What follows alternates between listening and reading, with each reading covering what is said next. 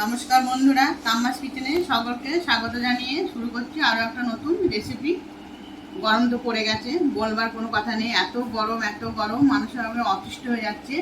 এই গরমে সব থেকে প্রিয় খাবার হচ্ছে টক দই। আমি এটা পুরো টক দই বানাবো না, টক মিষ্টি বানাবো, কিন্তু সাদা দই বানাবো, লাল দই না। তাহলে দেখতে থাকুন আমি কি করে দইটা বানাচ্ছি। প্রথম থেকে শেষ পর্যন্ত রেসিপিটা দেখতে থাকুন, স্কিপ না করে।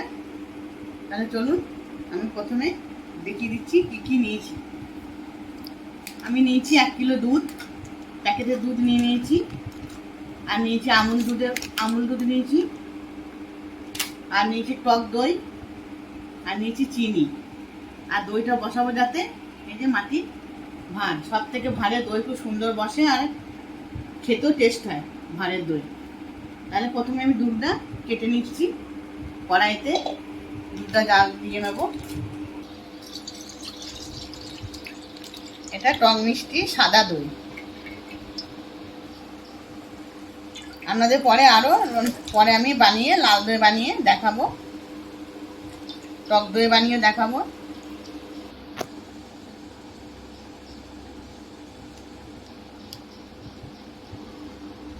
আমি দুধটা জাল হওয়ার আগে আমি দইটা ছাঁকনির মধ্যে দিয়ে প্রথমে জল ঝরিয়ে নিতে হবে। এটা একটু টক দইয়ের মধ্যে জল থাকলে হবে না, তাহলে দইটা ভালো বসবে না।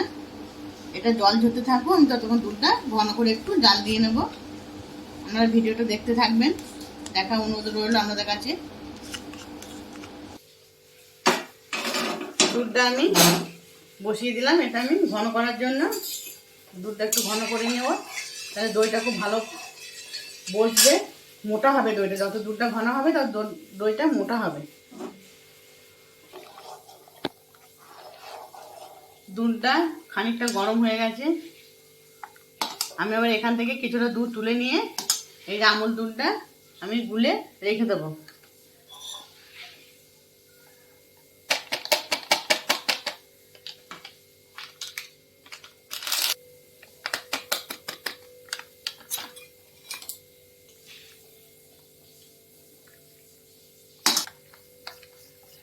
আর দুধটা ফুটন্ত দুধের মধ্যে এই আমুল দুধ দিলে পরে পুরো জমে যাবে।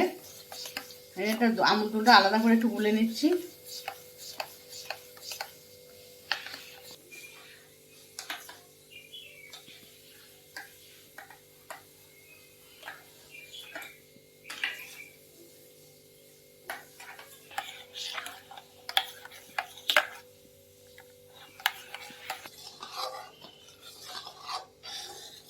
এবং দুধটা অনেকটা ঘন হয়ে গেছে।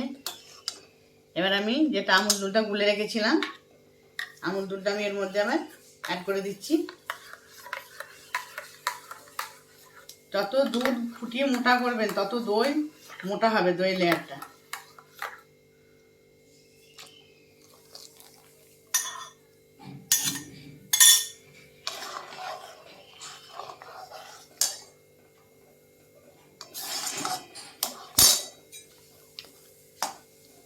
দেখুন আমুল দুধ দেওয়াতে আমার দুধটা কতটা ঘন হয়ে গেছে, হাতাটা গায়ে কীরকম লেগে যাচ্ছে। আমি আর একটু ঘন করব, তারপর চিনি দেব। আমুল দুধের কাপটা দেখুন কত ঘন। এর মধ্যে একটু দুধ দিয়ে দিচ্ছি, আমি ধুয়ে দেব দুধ দিয়ে কাপটা।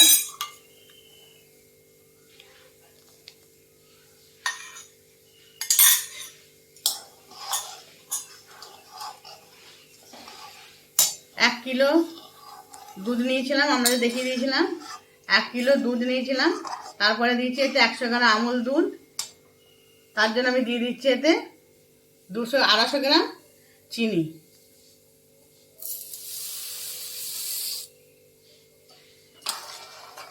আর এখানে আমি টক দই নিয়েছি 1 কেজি দুধের জন্য 150 গ্রাম টক দই।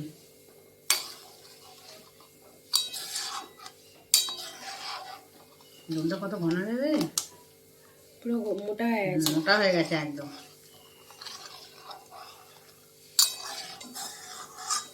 দুধটা আমি ফুটিয়ে একদম কমিয়ে নিয়েছি। পুরো দুধের কালারটা হলুদ হয়ে গেছে দেখুন, মরে মরে পুরো ক্ষীরের পর্যায়ে চলে এসছে। দুধটা কত ঘন হয়েছে দেখুন। এবার আমি গ্যাসটা অফ করে দিচ্ছি। অফ করে দিয়ে আমি এটাকে ঠান্ডা করে নেব।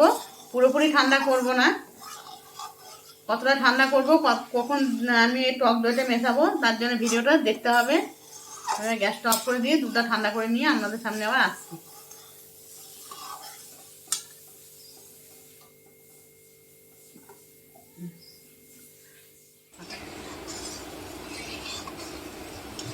পাখার হাওয়াতে আমি খুন্তি করে কন্টিনিউ দুধটাকে আমি নেড়ে যাচ্ছি, কারণ ওপরে আমি সবটা একদম করতে দিচ্ছি না, তাহলে দইটা খুব একদম তেল হবে পাতলে পরে, আর সর পড়ে গেলে দইটা একটু সাদা সাদা কুটি কুটি কুটি করে দেখাবে। সেই জন্য সময় আমি হাতা দিয়ে খুন্তি দিয়ে এটা দুধটা নেড়ে যেতে হবে।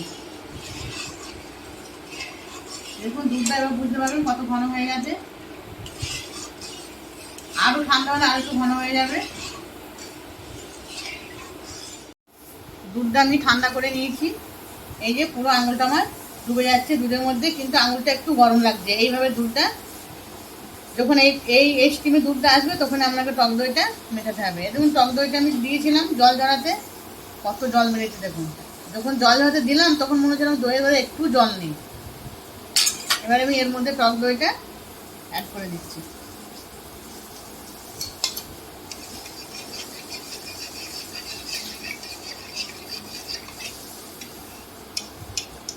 ভালো করে মিশিয়ে দিতে হবে।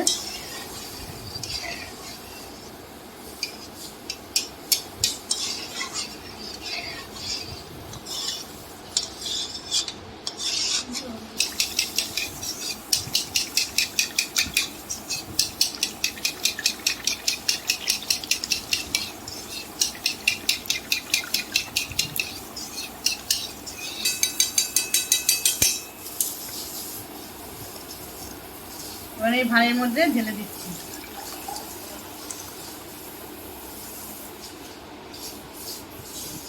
পুরো মাপের মাপ হয়েছে বলা। হ্যাঁ দারুণ হয়েছে, কিন্তু ভাড়ের পুরো মাপে হয়েছে। আমি দইটা ভালো করে চাপা দিয়ে দেবো। দাঁড়ান আমি দেখাচ্ছি, আরও চাপা লাগবে। প্রথমে একটা ডিশ চাপা দিয়েছি দই পাতবার জন্যে। সব থেকে বেশি যেটা প্রয়োজন সেটা হচ্ছে ভালো করে একদম চাপা দিতে হবে, বাইরে হাওয়া ঢুকলে হবে না। দিয়ে দিলাম একটা ডিশ চাপা, তারপর দিয়ে দিচ্ছি এই যে বড় একটা হাঁড়ি, এরকম পুরো নিধাক করে চাপা দিয়ে দিলাম। আর এখন তো গরমকাল, শীতকালে দই বসালে আপনার একটু টেম্পার লাগে, কিন্তু এখন লাগবে না। আমি এবার দিয়ে দিচ্ছি, দিয়ে দিলাম একটা মোটা 17 ইঞ্চি এর মধ্যে চাপা, একদম পুরো গরমে থাকবে। যত গরম পাবে তত ভালো দইটা বসবে। দইয়ের ভাত নিয়ে চলে এসেছি, কালকে সকালে পেতেছিলাম, আজকে সকালে আপনাদের দেখাচ্ছি। আমি কালকে রাত্রে এটা ফ্রিজে ঢুকিয়েছিলাম, সেটা আপনাদের দেখানো হয়নি। এবার খুলছি, দেখুন কি এমন সুন্দর দইটা বসে গেছে।